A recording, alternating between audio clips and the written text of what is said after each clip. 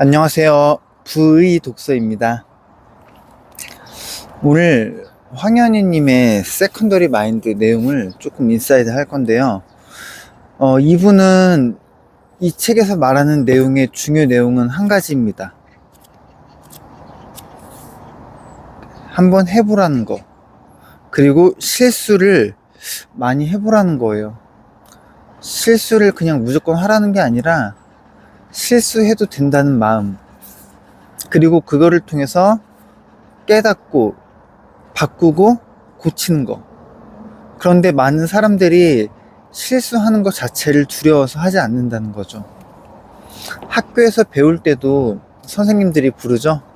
너 나와서 이거 문제 풀 사람이라고 했을 때 섣불리 사람들이 손을 잘 안 들어요. 왜냐면 내가 틀릴까봐. 이런 내용들이 좀 담겨 있습니다. 몇 가지만 좀 한번 살펴보도록 하죠. 그냥 해보기로 마음먹는 사람. 지금이야 내가 말 잘하는 개그맨으로 알려져 있지만 방송 데뷔 전에 나는 사람들 앞에서 어쩔 줄 몰라 말을 심하게 버벅거렸다. 대학로 공연을 통해 무대에 처음 섰을 때는 너무 떨려 바지가 펄럭이는 게 눈에 보일 정도였다. 그땐 정말 무대에서 오줌을 지릴 뻔한 정도로 긴장했다. 함께 공채 개그맨 준비를 했던 개그맨 김대범은 보다 못해 나에게 담력을 기르라며 지하철에서 처음 보는 사람들에게 인사해 볼 것을 권했다. 아니, 강요했다. 이제와 하는 말이지만 그땐 이 인간이 진짜 미친놈인 줄 알았다. 낯선 사람에게 느닷없이 자기소개를 하라니, 그것도 지하철에서 하라니 말이다. 생전 처음 보는 사람에게 먼저 말을 걸어본 적도 없는 나에게 지하철에서 자기소개를 하는 일은 정말 있어서도 안 되는 일이었다. 당연히 입이 떨어질 리 없었고 달달달 떨다가 안녕하세요라는 비명만 내지른 채 다음 정거장의 출입문이 열리자마자 뛰쳐나오길 반복했다. 그런 내가 개그맨이 되겠다고 마음 먹었다는 것 자체가 코미디였다. 애초에 내가 이 직업을 선택한 것부터가 잘못인가 하는 생각을 했었다. 이렇게 지하철에서 인사를 돌던 당시에는 내가 왜 이런 짓을 하고 있지? 라는 생각을 정말 매일 밤 했고 매일 아침 달라진 것 없는 현실에 후회했다. 그냥 집에 누워나 있으면 편할 것을 말이다. 아무것도 안 하고 방구석에 앉아 있으면 이런 고통은 안 겪어도 되니 말이다. 하루에도 수십 번씩 이 짓을 때려치울까 고민했고 이런 짓을 끈질기게 시키는 김대범의 얼굴을 주먹으로 세게 내려치고 싶었던 적도 한두 번이 아니다. 그렇지만 도망치고 싶은 마음만큼이나 변하고 싶다는 열망 역시 컸다. 그때 나는 매일 아침 나 자신과 싸웠다. 이런 바보 같은 일을 당장이라도 때려치우라고 외치는 나와 이대로 패배자처럼 도망칠 수 없다고 끝까지 한번 해보라고 하는 나 말이다. 다행히 후자의 힘이 조금 더 셌던 덕에 여기까지 올 수 있었다.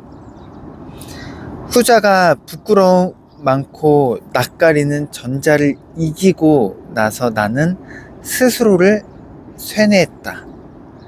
낯선 사람에게 다가가 느닷없이 자기소개를 하는 것이 큰 죄는 아니지 않은가 하는 자기 쇠뇌를 시작한 것이다.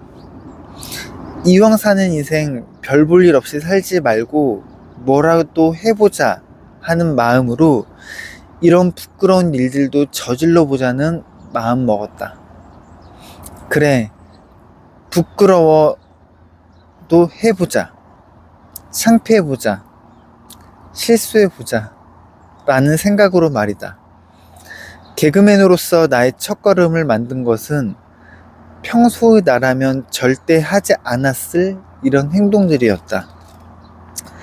더욱이 그 행동들은 어디까지나 내 의지로 시작한 것이었다.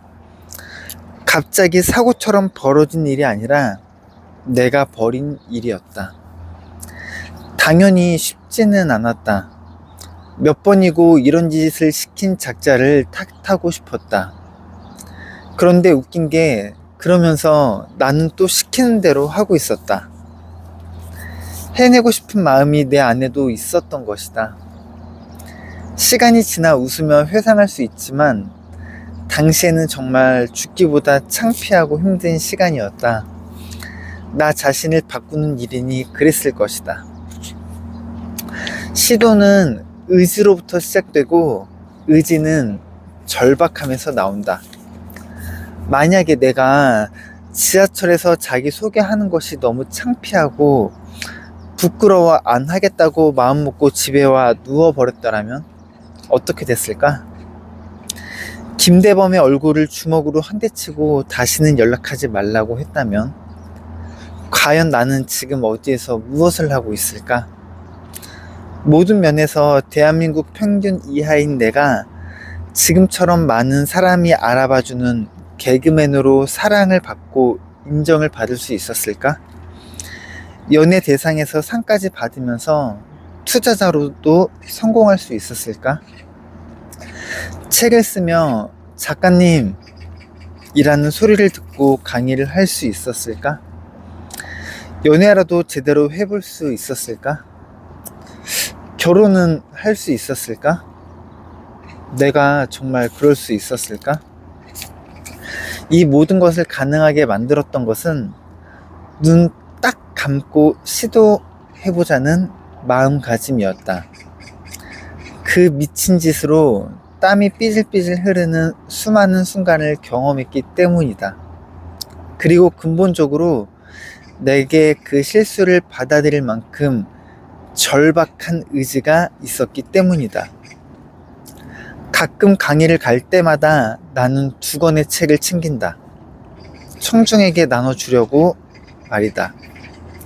오늘 특별한 날이거나 멀리서 오신 분 있느냐고 나는 묻는다. 손을 들고 말하는 사람에게 정성스럽게 사인한 책을 선물로 준다. 책 한 권에 19,000원. 내가 책을 주는 이유는 단 한 가지다. 그가 손을 들었기 때문이다. 뭔가를 위해 기꺼이 움직였기 때문이다. 그게 전부다.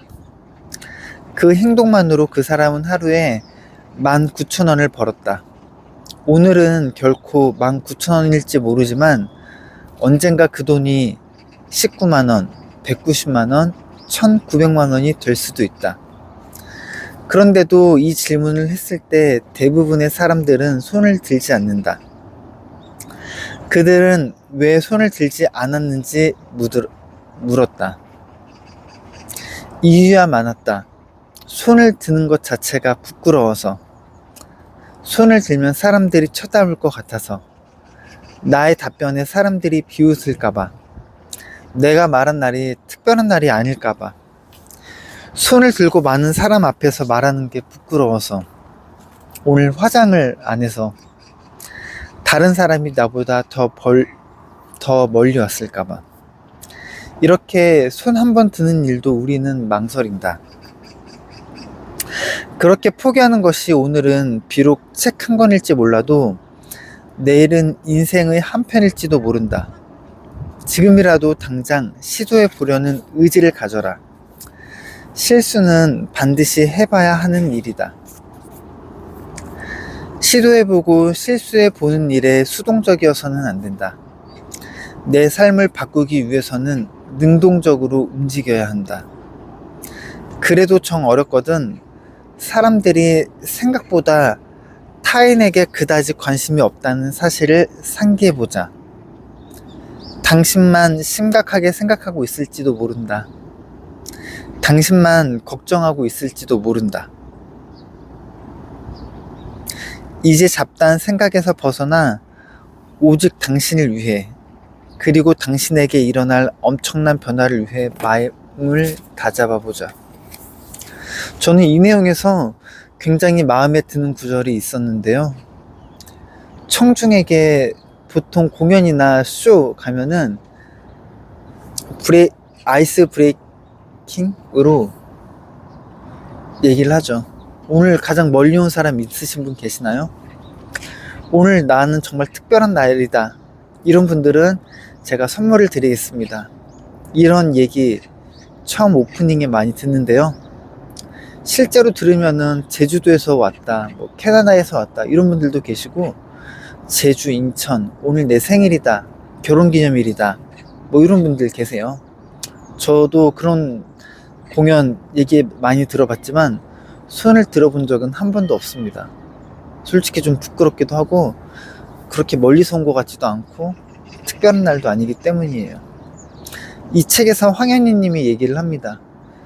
그 사람이 거짓말을 한다고 한들 나는 그걸 확인할 방법도 없고 그게 진짜인지 물어볼 생각도 없다. 단지 그 사람이 손을 드는 그 행동에 나는 이 책을 주는 것이다 라고 말이죠. 오늘 여러분은 어떤 행동을 하실 건가요? 오늘도 좋은 하루 보내시길 바라고, 날씨가 좋네요. 10월달인데 보시면은 지금 아침입니다. 지금 6시가 넘어도 좀 어두워요. 근데 지금은 시간이 7시 좀 넘었습니다. 날씨 너무 좋고, 날씨가 저녁에는 조금 쌀쌀한 것 같기도 한데 아직까진 그렇게 쌀쌀하지 않네요.